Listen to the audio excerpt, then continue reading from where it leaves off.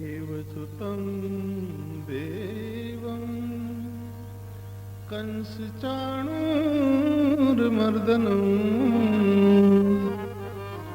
देवकी परमानन्दं कृष्णं वन्दे जगद्गुरुं। अपार संसार समुद्र मध्ये समज्जतो मे शरणं किमस्ति। गुरु कृपालो कृपया वदेत विश्वेश पादाम्बुजदीर्घनौका। बोली कृष्णचंद्र भगवान की जय, सद्गुरुदेव भगवान की, गीता महारानी की जय। ओ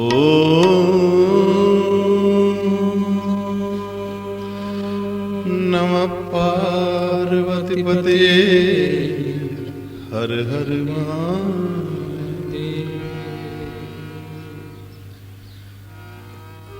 हरे कृष्णा कृष्णा कृष्णा हरे हरे, हरे कृष्णा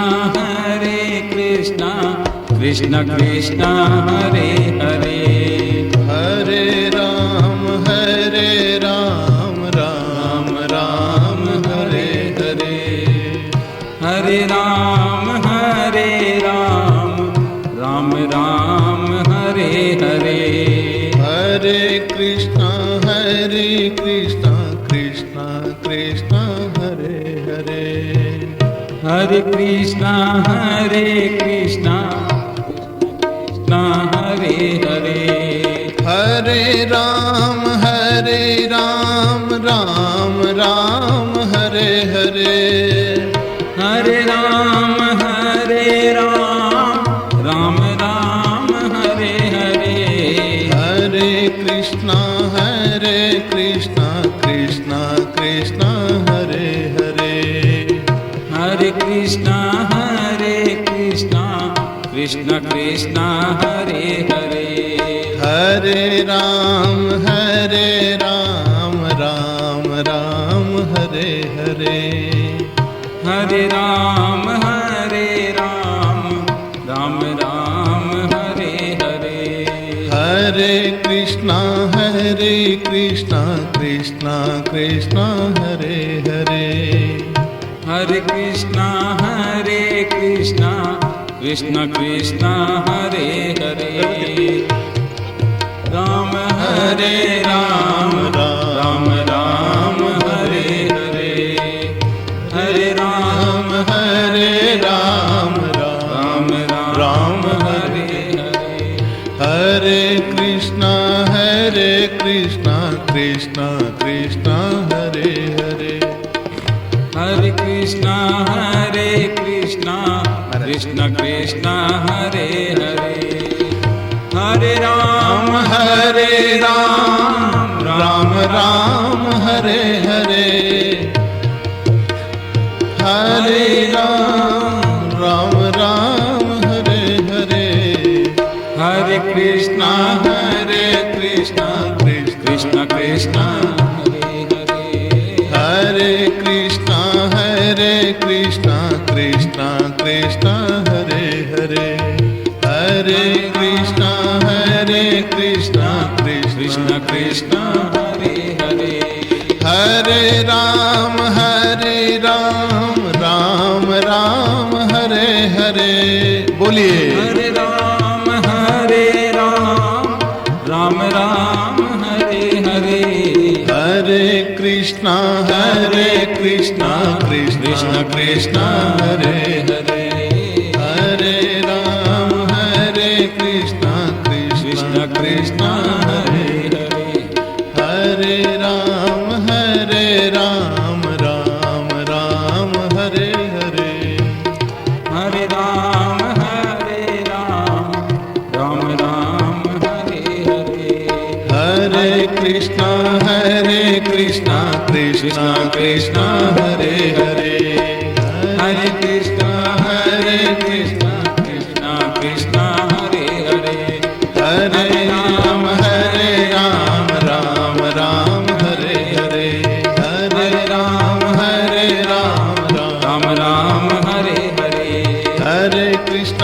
हरे कृष्णा कृष्णा कृष्णा हरे हरे हरे कृष्णा कृष्णा कृष्णा हरे हरे हरे राम राम राम हरे हरे हरे कृष्णा कृष्णा कृष्णा हरे हरे हरे राम राम हरे हरे राम हरे हरे कृष्णा कृष्णा हरे हरे राम हरे हरे। बोले कृष्णचंद्र भगवान की जय, गीता महारानी की, संत भगवान की। आइए भगवान कृष्ण की मानव जीवन के अंत में दी हुई, अंत में की गई निष्ठा के बारे में थोड़ा विचार करें। मेरा गोपाल है, कुरुक्षेत्र के मैदान में सब लोग अंतिम अवस्था में खड़े हैं और एक मनुष्य को आखिरी समय में किस प्रकार रहना चाहिए, जीवन का अंत जब नजदीक हो उसमें मनुष्य को क्या करना चाहिए, कौन भाव से मनुष्य को संसार से जाना चाहिए। जब जीव संसार में आता है ना तो भाव कुछ और होता है और संसार से जाता है तब भाव कुछ और लेके जाता है। जब जीवन को छोड़ने का समय हो उस समय मनुष्य को क्या करना चाहिए। आइए गोविंद के इन शब्दों में एक बार हम बोले, एक बार आप सब बोलना। बोलिए। ऐसा ब्राह्मी स्थिति पार्थ है, बोलिए। ऐसां ब्राह्मी स्थिति पार्थ नैनां प्राप्य विमयति, नैनां प्राप्य विमयति, स्थित्वा श्यामन्त कालेऽपि, स्थित्वा सामन्त काले अपि, स्थित्वा श्यामन्त कालेऽपि, स्थित्वा सामन्त काले अपि, ब्रह्म निर्वाणमृच्छति, ब्रह्म निर्वाणमृच्छति, ब्रह्म निर्वाणमृच्छति, ब्रह्म निर्वाणमृच्छति। अर्जुन, जिस समय जीवन का अंत नजदीक हो उस समय अपने जीवन की स्थिति को तू पहले बना लेना। अर्जुन, अब तू उस जीवन में जाने जा रहा है। अब तेरे जीवन की सदा के लिए सरिता उस समुद्र की तरफ जा रही है। यह अंतिम दर्शन है सरिता का। सरिता का दर्शन कब तक होता है? जब तक उस समुद्र से दूर होती है। और वही सरिता अपने नाम और रूप को छोड़ करके सदा सदा के लिए एक ऐसी सत्ता में विलीन हो जाती है, फिर पहचानना असंभव है। समुद्र में मिलने के बाद में ये कहना असंभव है कि ये गंगा है, कि ये यमुना है, ये नर्मदा गोदावरी है, फिर कोई नहीं कह सकता मेरे भाई। जब तक जीवात्मा परमात्मा से अलग होता है, जब तक संसार के नाम और रूप में जीव बंधा हुआ है। अनंत जन्म हो गए, कभी संप्रदाय में बनता है, कभी मत मतांतर में बनता है, कभी अपने आचार्यों में बनता है, कभी देश काल परिस्थिति में बनता है, और बनते बनते अनंत जन्म बीत गए इसके। ये जीवन का बंधन कब छूटेगा मेरे भाई बहन? जब तक हम बंधन में रहेंगे।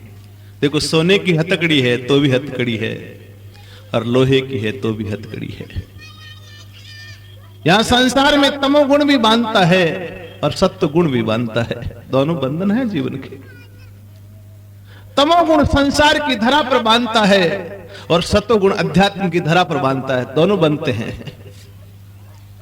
संसार में रहोगे तो तमोगुण बांधेगा, और अध्यात्म की धरा पर रहे तो सत्वगुण बांध लेगा आपको। ज्ञान का अभिमान हो जाएगा, हम भी जानते हैं कुछ, बस बंध गया। संसार में रहेंगे तो पद पदार्थों का अभिमान संसार में मनुष्य को मार देगा और बांध लेगा उसी जगह। इसलिए तो मेरे गोविंद को कहना पड़ा, कारणम गुण संगोष्ठे सद असद योनि जन्म सु। हे अर्जुन, ये जीवात्मा गुणों का संग करके अच्छी और बुरी योनियों की तरफ जन्म जन्म तक चल रहा है। बस अच्छे गुणों का संग करता है तो ऊपर की योनियों में जाता है, और बुरे गुणों का संग करता है तो नीचे के अधिलोक की तरफ चला जाता है। और कोई कारण नहीं है इस जीव के ऊपर और नीचे ले जाने में, बस गुण ही कारण है। तो सत्व गुण भी बांधता है, रजोगुण भी बांधता है, और तमोगुण भी बांधता है। तमोगुण मनुष्य को आलस्य और प्रमाद में बांधता है, रजोगुण मनुष्य को कर्म में बांधता है, कर्म के अभिमान में बांधता है, और सत्वगुण मनुष्य को ज्ञान का अहंकार करके फिर वही बांध देता है। पशु बंधा हुआ है जन्म जन्म से मेरे भाई। अब ये बंधन कब छूटेगा? अरे दुनिया में जब तक हमारे मन में आग्रह है, जीवन में जब तक दुराग्रह है, जब तक जीव बंधन में बेचारा बंधा रहेगा जन्म जन्मों तक। हाँ, फर्क इतना ही है, एक कुत्ता कार में घूमता है तो भी बंधा हुआ है, और एक कुत्ता गलियों में घूमता है वो भी बंधा हुआ है बेचारा। एक साधारण जगह बंधा है, एक ऊपर की जगह बंधा, और बंधे के बंधे हैं बस। तो मेरे गोविंद ने कितना सुंदर संकेत दिया, अर्जुन यदि संसार से मुक्त होना है तो संसार के किसी गुणों को अपने अंदर मत आने दो। इसलिए तो गोविंद को कहना पड़ा, त्रैगुण्या विषया वेदा निस्त्रैगुण्यो भव अर्जुन नित्य सत्वस्तु निर्योग क्षेम आत्मान। अर्जुन, आत्मवान बनो बेटे, परमात्मा को पहचानने वाले बनो, तुम गुणों से ऊपर उठ जाओगे। बस देखो, कोई मेला देखने जाए ना तो भीड़ में खड़ा होकर भी मेला देखता है, और एक समझदार मंदिर पर चढ़ करके, मकान पर चढ़ के भी मेला देखता है। देखते तो दोनों ही हैं, लेकिन जो भीड़ के बीच में खड़ा है उसको जगह जगह ठोकरें खानी पड़ती है, और वो इधर से उधर होता ही रहता है। लेकिन जो मंदिर पर चढ़ गया है वो मेला भी देखता है, और स्वयं की सुरक्षा से जीवन को पार भी कर जाता है। बस मेला तो देखना ही है। यहां मृत्यु देखेंगे अवश्य, लेकिन एक की मृत्यु दुख देने वाली बनती है और एक की मृत्यु मंगल देने वाली बन जाती है। दोनों फर्क केवल दृष्टि का है मेरे भाई। बस दृष्टि यदि पलट गई तो बात बन गई, और दृष्टि बिगड़ गई, दुनिया में सब बिगड़ गया समझ लो। बस दुनिया में दो ही चीज तो बिगड़ी है, वाणी और पानी। पानी कहते हैं हाथ को। जब मनुष्य की वाणी बिगड़ती है तो हाथ भी फिर बुरे कर्मों की तरफ चला जाता है। बस वाणी के साथ में पानी का संबंध है मेरे भाई। इसलिए तो पानी ग्रहण संस्कार होता है। क्या होता है? हम ऐसे संस्कारों के अंदर जा रहे हैं जहां हमारे हाथ अब बिगड़ नहीं पाएंगे। हमने संस्कार ओल पलट दिया है, पानी ग्रहण संस्कार हुआ है मेरे भाई। ये जीव कितना जन्म जन्म से ग्रहण को ग्रसित हो रखा है बच्चा, बार बार जन्मता है, बार बार मरता है, ग्रहण मिटता ही नहीं मेरे भाई।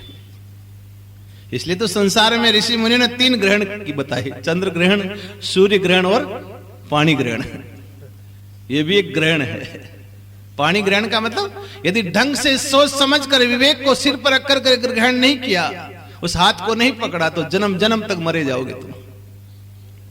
चंद्र ग्रहण और सूर्य ग्रहण तो एक अवधि में है, कभी भी मिट सकते हैं, लेकिन पानी ग्रहण यदि हो गया जीवन में तो जन्म जन्म तक नहीं मिटेगा मेरे भाई बहन। हम एक बार पकड़ लिया तो मेरा गोविंद यही बताने जा रहा है, अर्जुन मरने के पहले पहले स्थित्वा श्यामंत कालेपि ब्रह्म निर्वाण मृच्छति।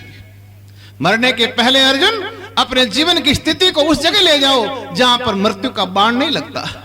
निर्वाण का मतलब जहां मृत्यु नहीं छू सकती, जहां अग्नि जला नहीं सकती, जहां जल गीला नहीं कर सकता, जहां दुनिया के नाते रिश्ते सब के सब अलोल छूट जाते हैं, सब के सब दूर रह जाते हैं, वहां नहीं पहुंच सकते। ऐसे पद में अपने आप को अर्जुन ले जा बेटा तू जल्दी। बस ब्रह्म निर्वाण मृच्छति, वही ब्रह्म पद है, वही निर्वाण पद है, जिस पद में जाने के बाद में यद गत्वा न निवर्तन्ते तद्धाम परमं मम। अर्जुन ऐसे परम पद को पाने के बाद में जीव को फिर संसार की तरफ लौटना नहीं पड़ता है। बस एक बार जाए। बस नमक की डली तभी तक अपना अस्तित्व बनाए रखती है जब तक समुद्र के पास नहीं पहुंची। जो ही नमक समुद्र के पास पहुंचता है और सोचता है कि मैं समुद्र का था लूंगा, बस ये जीवात्मा नमक की डली की तरह खाराई तो है। काम से पैदा हुआ, खारापन से पैदा हुआ, खारेपन में रहता और खारेपन में मरता। ये डली तो इतनी है, अस्तित्व बना के बैठी अपनी कहां समुद्र का अस्तित्व और कहां नमक की छोटी सी डली का अस्तित्व। अस्तित्व को लेके बैठी है, वो भी अहंकार लेके बैठी है, मैं भी हूं कुछ।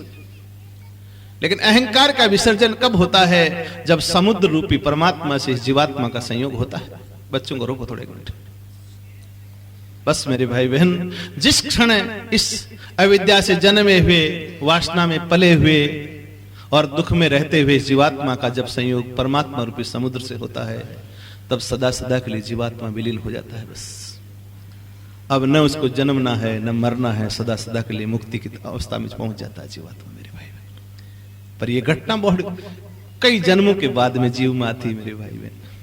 इसलिए प्रयत्न करो बार बार। आइए भगवान कृष्ण की अंतिम वाणी को और दोहरा ली। बड़ा सुंदर श्लोक है, क्या गोविंद ने इसमें रहस्य भरा है, बहुत गहर। बोलिए, ऐसा ब्राह्मी स्थिति पार्थ, ऐसां ब्राह्मी स्थिति पार्थ। देखो वासना की स्थिति में जीव रहा, लेकिन मरते मरते अर्जुन को क्या कहते हैं भगवान? अर्जुन, मरने के पहले ब्राह्मी स्थिति ले आना, अपनी ऐसी स्थिति जीवन में ले आना, संसार में रहे लेकिन कमल इस कीचड़ से अलोल निकल जाए ऊपर। अपने जीवन को, अपने मन को, अपनी बुद्धि को, अपने इंद्रियों को संसार के धरातल से थोड़े ऊंचे उठा लेना मेरे भाई। और संसार में वही हीरा चमकता है जो धरातल से कुछ ऊपर उठा है। दुनिया को वही मनुष्य दिखता है जो ऊंचाई पा गया है कोई न कोई। हजारों रेत के कण जो है ना, इंसान के पैरों के नीचे आते हैं, पर कोई कण का महत्व तो नहीं होता।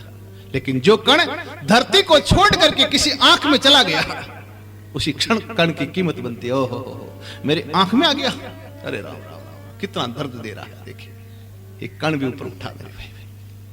तो जीवन में जन्म जन्म से ये जीवात्मा एक कण के रूप में धरती पर विचर रही है।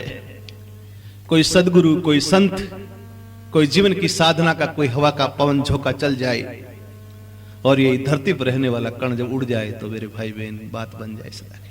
लेकिन असंभव है मेरे भाई बहन, बहुत कठिन भी है। कठिन में कठिन भी है और सरल में सरल भी है। अगर जीवन में प्यास जग जाए इस तत्व की तो सरल है एक क्षण में, और जीवन में प्यास न जगे, दुराग्रहों में पड़ा रहा जीवन पर्यंत, तो अनंत जन्म भी थोड़े हो सकते हैं मेरे भाई उस पुरुष के लिए। बस बेटे, जन्मो और मरो। इसलिए तो मेरे देश के ऋषियों ने, वो मेरी वाली राग है ना, स्पष्ट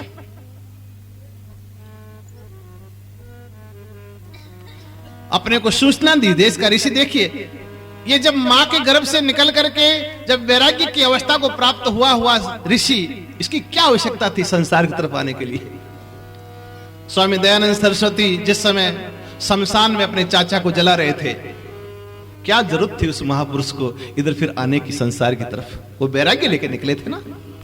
लेकिन करुणा ने रोक दिया उनको, कहा ये संसार के दुखी जीवात्माओं को कौन सुख देगा, मैं वापस आया। देखिए, अरे आचार्य शंकर जिस समय मां से वैराग्य लेकर निकले, तब वो ये नहीं सोच रहे थे कि मैं वापस आऊंगा। फिर आना पड़ा इधर, भिक्षा के बहाने आए, संस्कृति के तत्व के बहाने आए, लेकिन आना पड़ा उनको वापस। स्वामी रामतीर्थ जिस समय निकले थे, अपनी पत्नी को कहते हैं, आप आज के बाद में तेरा मेरा रिश्ता कौन है? आप मेरी पुत्री और मैं आपका बेटा। यूं कहकर निकलने वाला योगी वापस आ सकता है? लेकिन हृदय की करुणा, हृदय की महानता उस महापुरुष को फिर संसार की तरफ खींच लाई। अरे संसार के दुखी जीव भी किसी प्रकार पार हो जाएं, पार हो जाएंगे। बस यही तो साधु का सम्मान है संसार में, यही तो साधु का जीवन है। स्वयं तरे और दूसरों को तारे। शैतान का जीवन है स्वयं डूबे और दूसरे को डुबोए। धरती पर आने के बाद में साधुता से भरा हुआ जीवन जीवो मेरे भाई बहन, बस जीवो। बस जिसके जीवन में साधुता आती है, जिसके जीवन में समता आती है, जिसके जीवन में सहजता आती है, बस वो पुरुष तो परमात्मा का एक फरिश्ता है, फरिश्ता। वो धरती का जीव नहीं, वो बहुत उलोल जीव है। तो इसलिए मेरे भाई बहन, कहने का तात्पर्य भगवान कृष्ण की इस वाणी को मरने के पहले पहले आपके जीवन का श्रृंगार बनाना। बस ये जीवन का बहुत बड़ा सूत्र है। गोविंद मरने के पहले पहले जीव को चेता रहा है कि ऐसा ब्राह्मी स्थिति, अर्जुन वासना की स्थिति में जीते जीते बहुत जन्म हुए बेटे, अब तो ब्राह्मी स्थिति में जी लो तुम। स्थित्वा श्यामंत काले। और ये ब्राह्मी स्थिति कभी हजारों वर्षों तक रहने वाली नहीं है। जिसको गोविंद करुणा करता है, एक क्षण के लिए भी, मरने के 1-2 मिनट पहले भी ये स्थिति प्राप्त हो जाए तो गोविंद क्या कहता है? स्थित्वा श्यामंत काले भी ब्रह्म निर्वाणम रक्षति। अर्जुन तू सदा के लिए मुक्त हो जाएगा बेटे, एक क्षण के लिए स्थिति आ जाए। देखो तो सही उसको, कम से कम कोई ऐसा दाता मिल जाए, ऐसा दातार मिल जाए, एक बार पर्दा हटा करके दिखा दे कि परमात्मा ये है बेटे, बस बात खत्म हो गई। बहुत सुना संसार के जीवों को, बहुत ग्रंथों को देखा, बहुत जीवों को देखा मेरे भाई बहन, लेकिन आज दिन तक कोई दाता ऐसा नहीं दिखा जो ये कह दे कि ये परमात्मा, ले देख। बस मेरे भाई बहन, उसी की बलियारी है जो जीवन में हमें संसार के पद पदार्थों में उलझाए नहीं, हमको गोविंद के पास में ले जाए सुरक्षित रूप से। बस बेटे लो, भटकते भटकते बहुत दिन हो गया है, अब गोविंद के चरणों में पहुंचो तुम। बस यही गोविंद का सच्चा मार्ग है। और मार्ग कौन सा है? जिस मार्ग पर ऋषि मुनि गए, जिस मार्ग को वेद ने प्रतिपादित किया, यही तो सनातन मार्ग है मेरे भाई बहन। जीवन का यही राज है, जिस मार्ग पर मेरे रास्ते बुजुर्ग गए, बस मुझे उसी रास्ते जाना है, जाना है, जाना है। और चलेगा ना तो एक न एक दिन, कभी न कभी जीवन की सांझ जो है उसके जीवन में अवश्य आ जाएगी मेरे भाई बहन। तो इसलिए जीवन में बार बार हम कहा करते हैं, साधक को परमात्मा की तरफ जाना है तो ये 8 बातें जीवन में सदा ध्यान रखियो मेरे भाई बहन। ये 8 में से एक भी बात जीवन में कभी गुजरे ना, अपने जीवन पे घटित हो तो समझ लेना मेरा गोविंद झांका है कहीं ना कहीं, नहीं तो ये इसमें से 8 में से एक बात जीवन में नहीं घटेगी। और जिसको परमात्मा की नजर नहीं मिलती, इसमें से 8 में से एक भी उसके जीवन में कभी घटित नहीं होगी। याद रखो इस बात को। परमात्मा की तरफ जाने वालों में 8 बातों में से एक भी घट जाए तो समझना अंतिम जीवन सफलता की तरफ जा रहा है। सबसे पहला, जीवन में सत्संग मिले समय समय पर। हम बिगड़ जाएं उसके बाद सत्संग मिले तो ये परमात्मा की कृपा नहीं है। जब जीवन की साधना चल रही हो, भजन का समय चल रहा हो और उस समय कोई साधु टोरा लगा दे, बस समझ लो मेरे गोविंद की कृपा इस जीवन के अंतिम सफलता का सूचक है। बस सत्संग मिलना पहला लक्षण। साधना में रुचि होना, जीवन में परमात्मा की कृपा का यह अनूठा फल है। परमात्मा को पाने वाली साधना के प्रति आपके मन में रुचि पैदा हो जाए। बस वैसे रुचि हमारी साधना के प्रति नहीं है, जगत के प्रति है। शक्ति सब जगत खा गया हमको।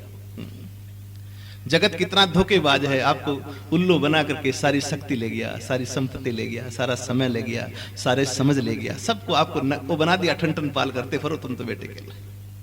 मंदिर का केवल तिलक लगाओ, फोकट का घिस के रख रखा है बस, वो केवल तुम्हारी शक्ति इधर मत लगाना। तिलक भी पुजारी घिसे, पानी भी पुजारी लाए, सब वो करे बेचारा, और घिस के तुम्हारे लिए रखे, तुम लगाओ। बस इतने काबिल रहे हो और कोई काम के नहीं रहे। न चंदन खरीद सके, न कुएं का पानी ला सके, न चंदन को घिस सके, न अपने हाथों में चंदन की खुशबू ले सके, केवल दूसरों का चंदन लगाने के लिए बैठे हैं संसार में। जिसके जीवन में त्याग और वैराग्य नहीं होता, वो समझ लो वो पराये चंदन को घिसने वाला, लगाने वाला के लिए कौवा है बेचारा। कौवे ने कुआं नहीं खोदा, कभी खोदा क्या? दूसरे की मटकियों को खराब करने के लिए संसार में घूमता है, बस मटकी में पानी हाथ डालता है अपने चौच और पानी बिगाड़ता है। अगर जीवन में परमात्मा के प्रति लगाव नहीं है तो कौवे में और हम में क्या फर्क है? कुछ फर्क नहीं मेरे भाई। तो जीवन में साधना के प्रति रुचि हो जाए, मुझे साधना करनी है, मुझे साधना करनी है, बस समझ लो परमात्मा की अंतिम सफलता की सूचना है।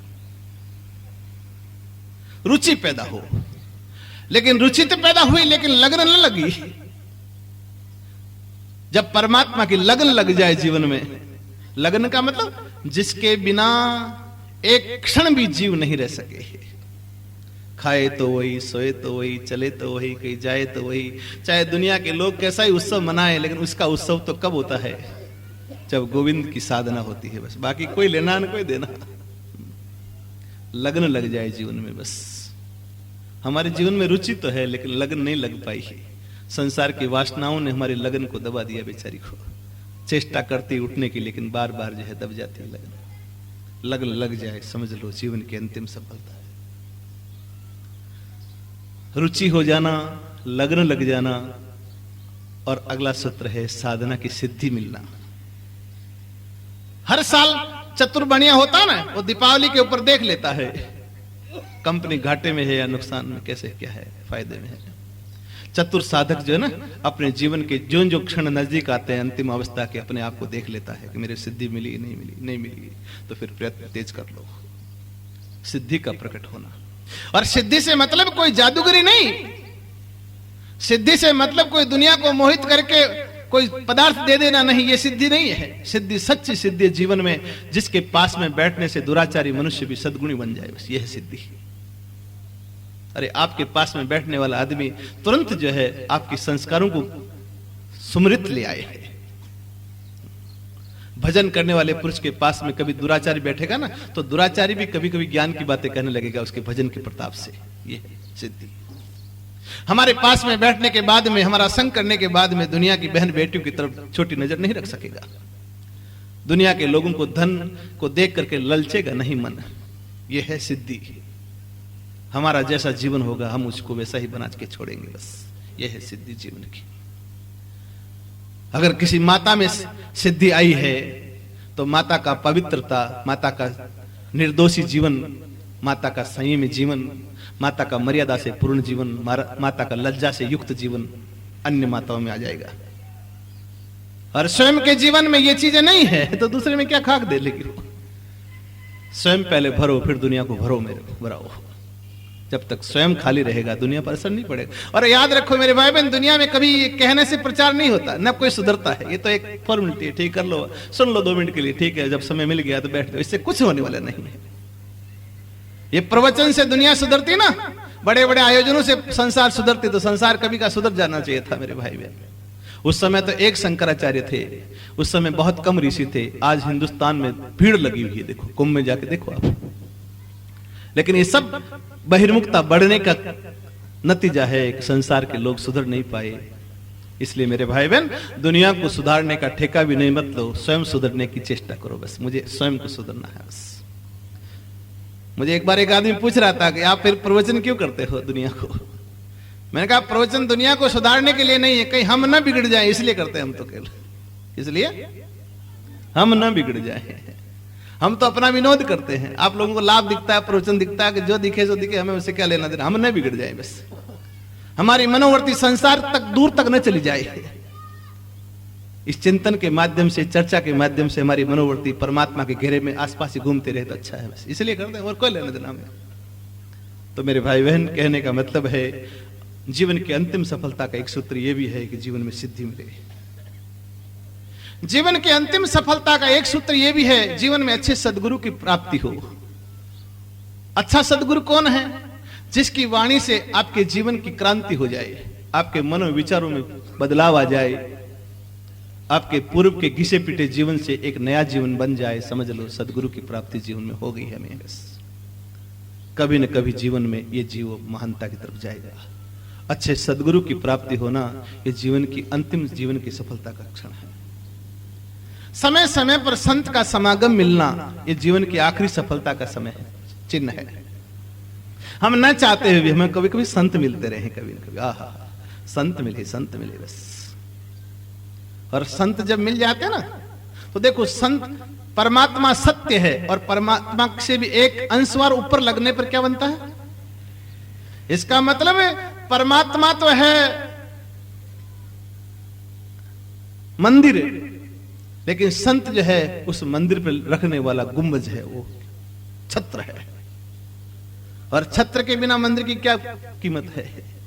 ऐसा दिखेगा कोई टूटा फूटा गरुंदा पड़ा होगा जब तक उसके ऊपर कलश ना हो, और कलश है संत।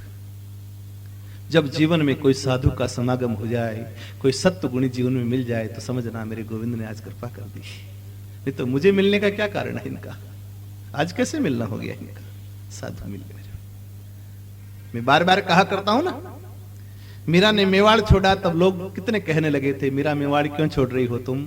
मेवाड़ में किस बात की कमी है, क्या दुख है, कोई खानदान कमजोर है? लेकिन मीरा ने एक ही बात कही कि राणा जी थारा देश में साधु नाही रे। तेरे राज्य में सब है, मैं मानती हूं, लेकिन जो होना चाहिए वो तेरे राज्य में नहीं है। बस